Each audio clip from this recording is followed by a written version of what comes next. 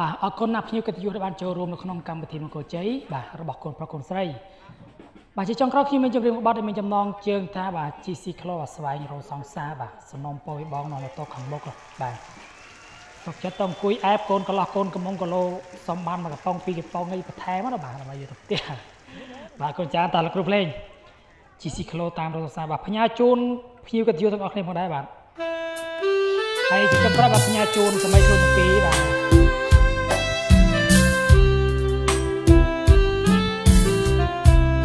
ដាច់ទៅបងលើកដាច់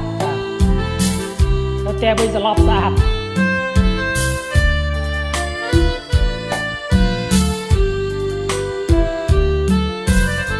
អរគុណបងអរគុណ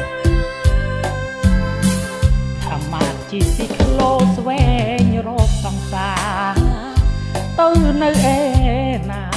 ពុំមានបងបាត់ដំណឹងច្រើនខែមកហើយត្រាំត្រយទៅនៅស្ងាត់ឈឹងដឹងទេស្រស់ស្រីប្រលឹងថាមកនឹងបងខំស្វែងរកមានគេប្រាប់បងថាស្រស់ស្រីមុំអូនធ្វើការធំនឹងមកដុំទុំនៅទូលគោកប្រាប់ពូជីក្លូបើជួបស្រីស្រស់ពន្លោកមានតែស្រីស្រីហៅមក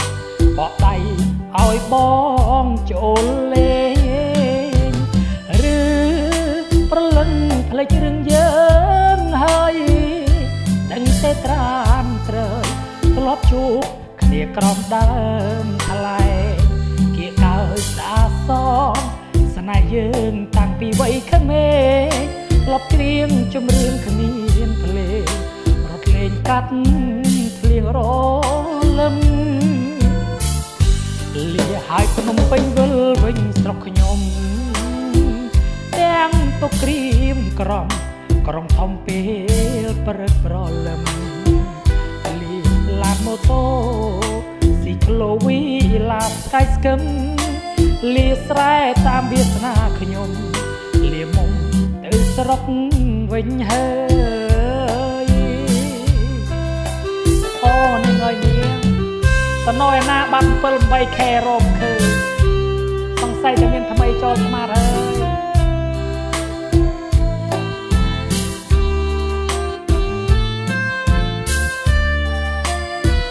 ើយយ៉ាងណាឡប់មករកបងវិញមកនាងអើយ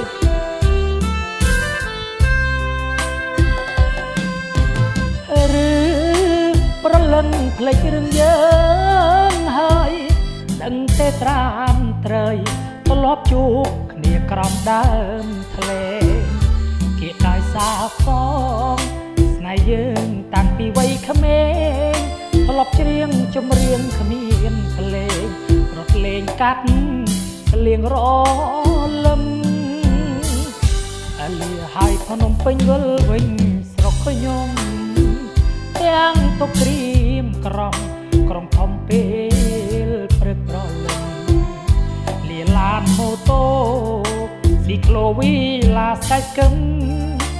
ធ្វើស្រែតាមវាសនាខ្ញុំលាមុំទៅស្រុកវិញហើយ